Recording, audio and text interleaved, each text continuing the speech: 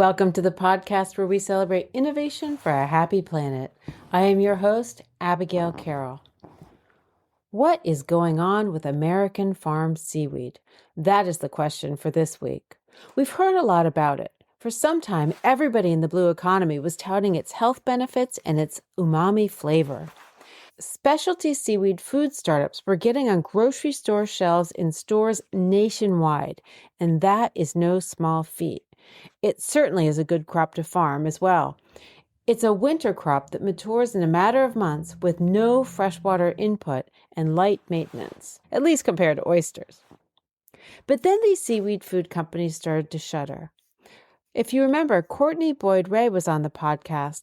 She told the sad story about AKUA's struggles. And last fall, we heard from a turnaround specialist trying to revive Maine's celebrated Atlantic sea farms.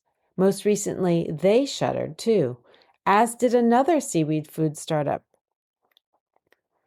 So what happened? And is there still a market for seaweed now that we're cultivating along our coasts? Sam Garwin from GreenWave is here to say that she is still an optimist. She has a hunch about what went wrong and is bullish about where the market can finally get it right.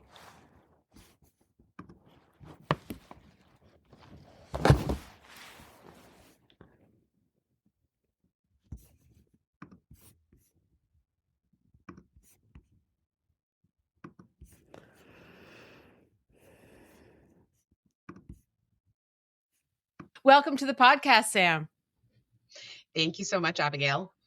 I am delighted to have you here. The kelp market is a bit in a period of change right now, and I'd love to have you help us break it down. What's going on? Yeah, absolutely. We are at a really exciting time for the kelp industry. I would say that there has been a first wave of kelp-based companies, companies that really that exist solely to bring kelp products to market, and those have come and a lot of them have gone. And I think that indicates that we are at a different stage in the market. We sometimes talk about at GreenWave, we've shared in some presentations recently this Gartner hype curve, which is not usually used to describe agricultural sectors. It's usually used to talk about like high-tech industries.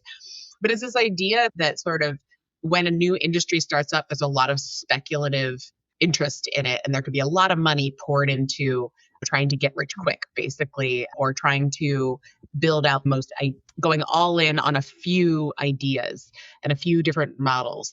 And sometimes those work out, but a lot of times they don't. And as those fall away, what we see is there is actually a slower, steadier, sometimes less sexy building of businesses that have been there the whole time, but haven't been taking quite the same meteoric or flashy approach to their growth. And so those have been there. They've been growing the whole time.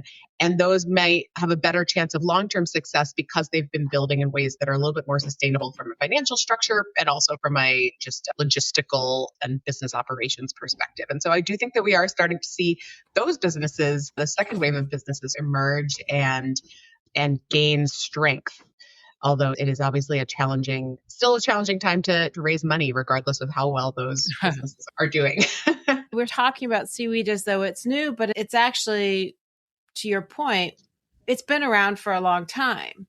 Seaweed that is off in the Gulf of Maine that has been used forever for thickening, as a thickening agent.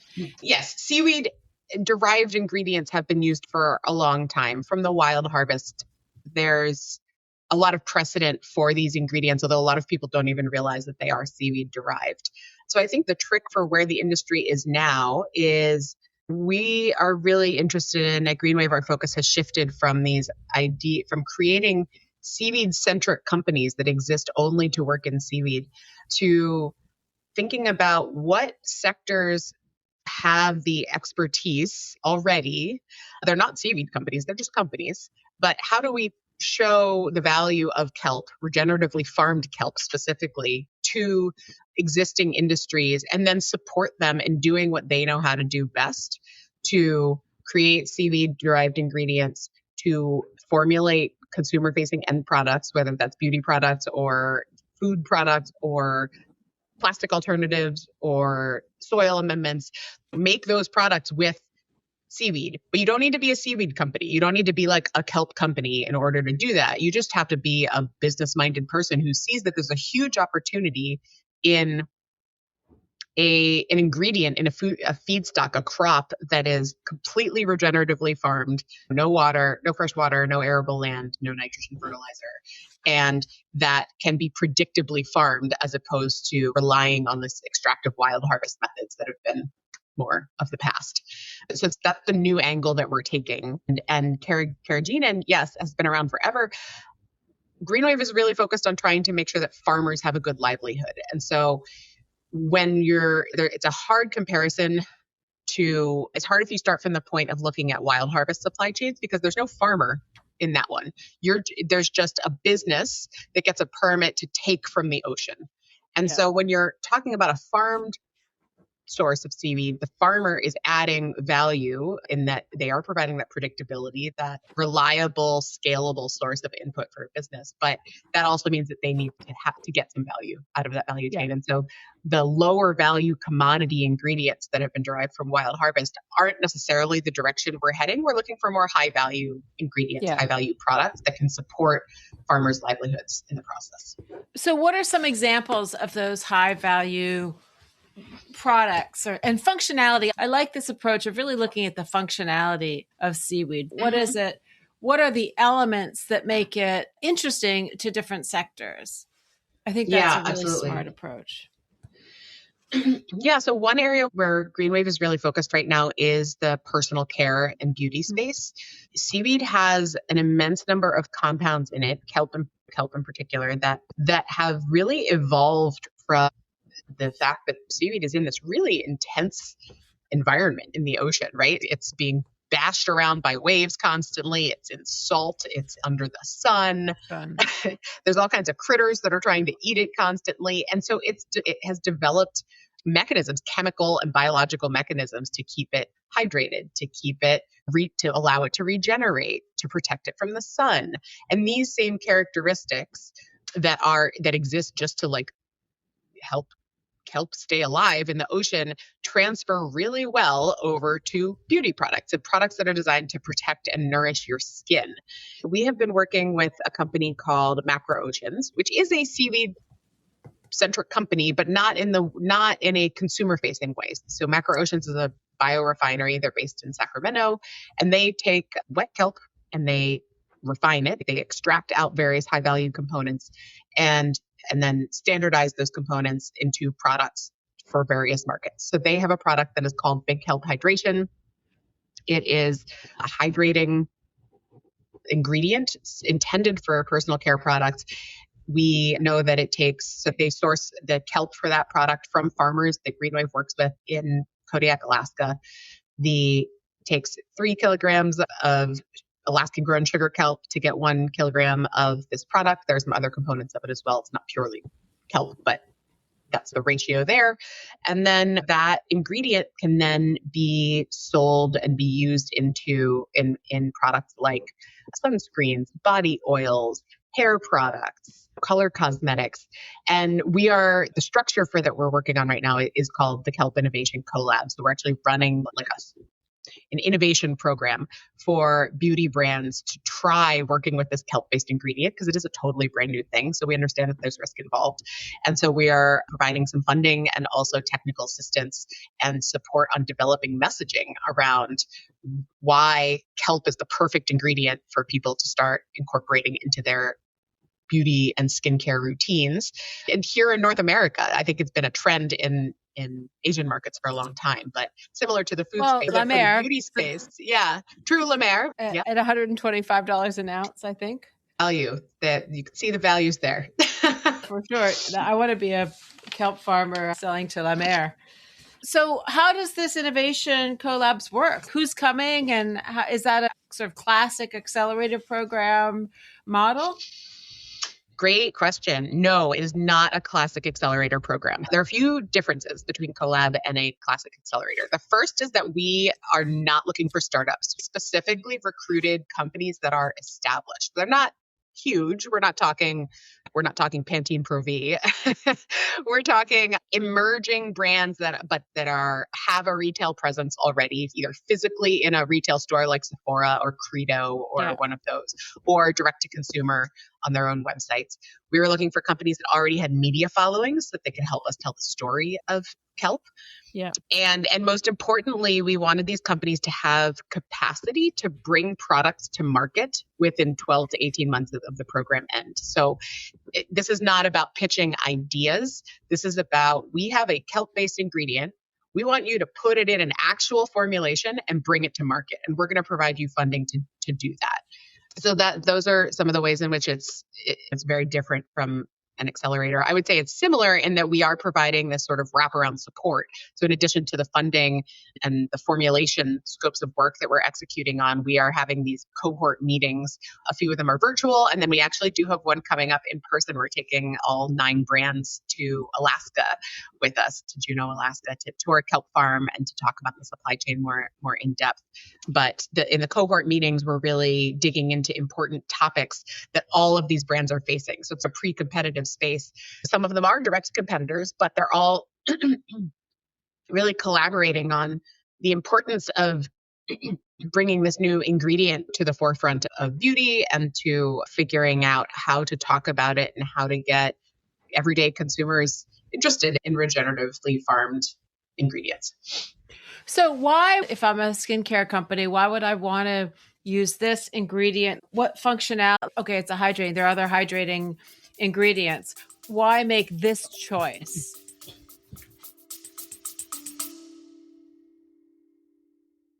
For a blue economy to thrive, people need to use more sustainable products. But which products? And will consumers actually adopt them? Innovators like you are hustling to figure this out. Spark number 9 can tell you if there's demand for your product. Spark markets your product before it's built using online advertising so you launch smarter. Have a big idea? Vet it with Spark before you build. Visit Spark online at www.sparkno9.com or find them on LinkedIn. Yeah.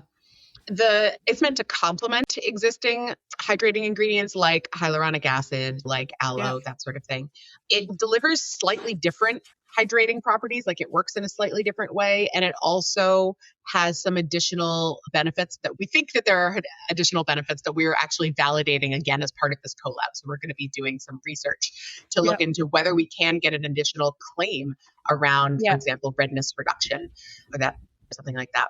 Yeah, kelp is widely known in all kinds of other contexts, not necessarily skin, but in the gut, it is known to be anti-inflammatory, antibacterial, all of these things. But that's part of what's interesting about bringing a product like kelp to market. You can have all the scientific papers you want until you've done a clinical trial with humans. Yeah. You can't take and put on your package, hey, people saw 80% reduction in redness over however many days. That is a very specific type of study that you have to pay for. And so that's one of those gaps that isn't really talked about in terms of being able to go from having a great ingredient to market success is like, there are things that are needed that cost money, that require regulatory approval, all of these very unsexy, uninteresting things that are just like absolutely critical to taking something to market. That still needs to be done.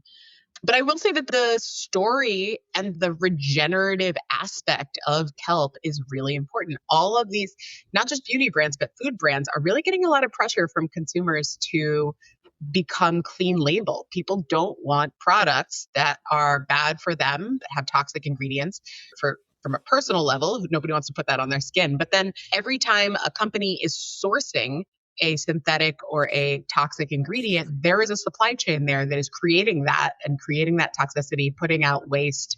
And I do think that consumers, particularly the younger generations, have a really good understanding that how they spend their money matters and that they can have an impact on companies by choosing to purchase clean label products only. So do you think people are attracted to kelp now? Is it catching on? It feels like in the food sector, it went bananas and everybody was eating kelp. And then it seems like everybody was willing to try it. Like these kelp companies got in a wild amount of stores, but then it seems like repeat purchases was a problem, and many of them failed. AKUA failed. They were on our podcast. Actually, the turnaround guy from Atlantic Sea Farms was on our podcast last fall, and then they just didn't make it. And Sea Monsters is another one that just fell. Are we having a better market response? I think people were eager. They just weren't addicted to the products. Yeah. Is there a better response or a different response in the skincare industry?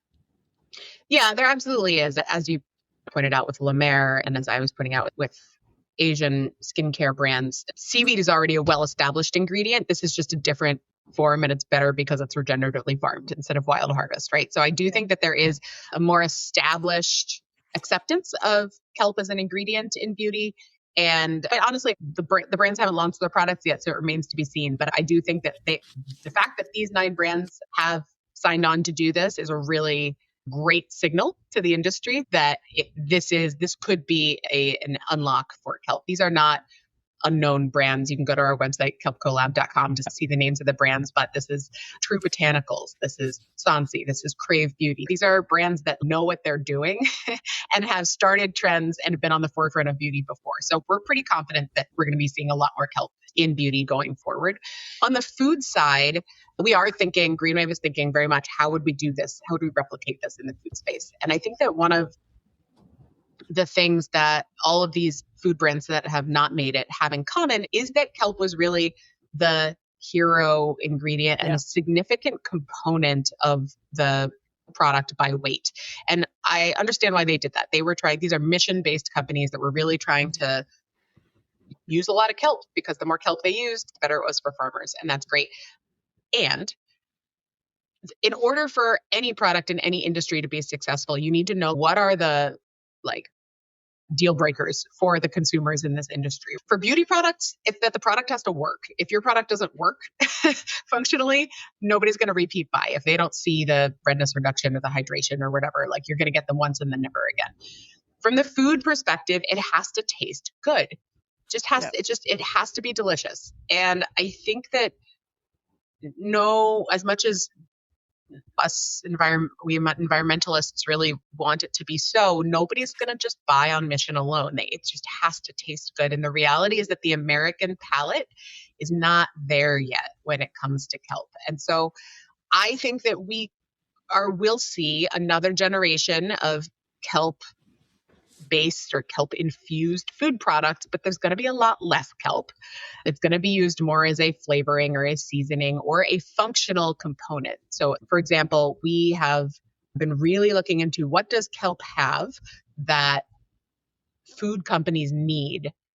So not aspirationally do they want it, but they have a problem that they need solved. Yeah. And so one of these examples is salt reduction. Salt reduction is a big deal. A lot of brands are trying to reduce the amount of sodium in their products. Kelp is the biggest source of natural glutamates, which delivers, that umami flavor. So if we could create a kelp-derived ingredient that is clean label that helps companies reduce the amount of sodium in their product, that could be a big win. Another one is fiber. So probiotics, all the rage, but now people are realizing you can have your probiotic bacteria, but you need to feed them with the prebiotic fiber.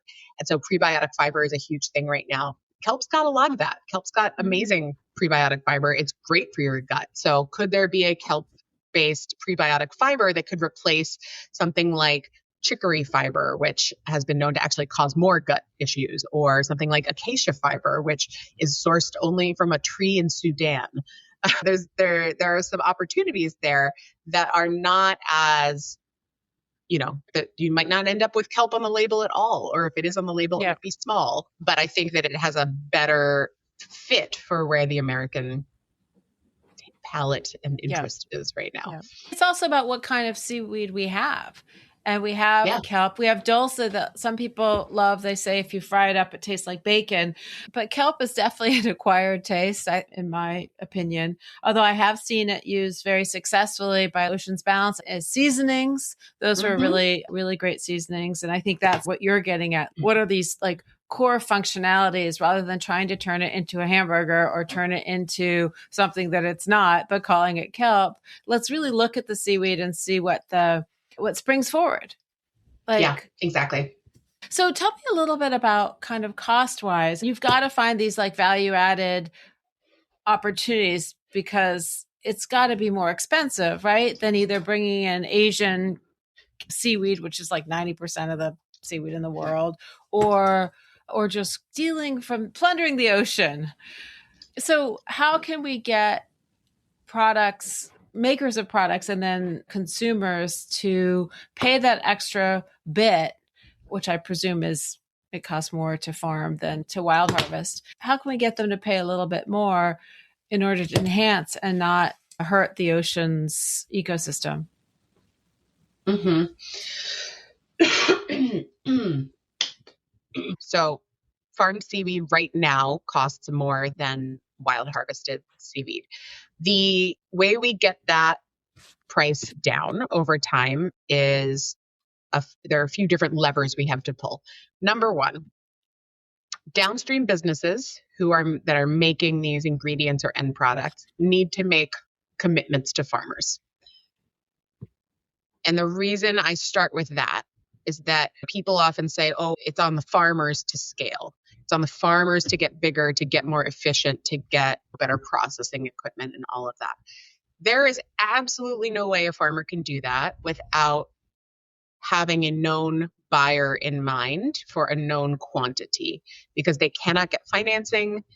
They can't take the risk of making that level of investment without knowing that there is money coming on the other side of that. So if I really put a challenge out there for any companies that are looking to innovate with kelp, it's on you to make an investment, to make a commitment that if you make this, I will buy it. And once farmers have that, then yes, they can grow. They can collaborate with other farmers in their region to aggregate supply and to work with either seafood processors to utilize equipment that is otherwise sitting there in the off season, or to purchase their own equipment and gain efficiencies that way that will bring down the cost. The farming of kelp itself is actually not that expensive an endeavor. You have your seed inputs, which is important, which is a cost. You have your initial startup cost of getting your permit and your gear and all that. As we've said, there's very little, you're not applying anything throughout the season. It's just sitting there in the water. The costs all have to do with the harvesting and the processing and the efficiencies of that. And those are solvable problems. That's just equipment. Yeah. If the industry had enough of a reliable off-taker, we could get John Deere in there. They would figure out how to harvest kelp real fast and real efficiently, and the cost would come down dramatically. But it all starts with having those end commitments from buyers. Absolutely. So who are the biggest off-takers today? Because we're still seaweed farming, despite some setbacks with some companies going under. Who is buying this right now today, other than your skincare? Your 9 skincare companies. What are some of the other areas that are moving? Yeah, the biggest areas now are biostimulants, which are soil amendments that are the other side of NPK, the other side of, they're not nitrogen-based fertilizers. They are instead the microbiome and the micronutrients that support the plant growth. So there's several companies that are buying for biostimulants. There are companies that are still buying for food, albeit in a different ways. We've already discussed beauty products. It's many more than those 9 brands. The 9 brands are the ones who are in our accelerator, but Macro Oceans has a whole book of sales and customers outside of that are buying kelp-based ingredients. So, those are the 3 really big areas. There are several, I think I heard someone say 30 at this conference I was at last week, the Alaska Mariculture Conference. 30 companies worldwide that are looking at seaweed-based plastic alternatives. A lot of those they're certainly not fully kelp or regeneratively farmed seaweeds, but they are looking at incorporating them as a component in addition to wild harvest, which is fine and good. Yeah, I would say those are the major areas there. So how did you find your way into seaweed? I had been working in the regenerative food space more broadly for, I think, about 10 years before I came to GreenWave. So my experience is building businesses that you might say they're alternative value chains. So I started off in cocoa, creating direct trade, organic cocoa bean supply chains for bean to bar chocolate makers.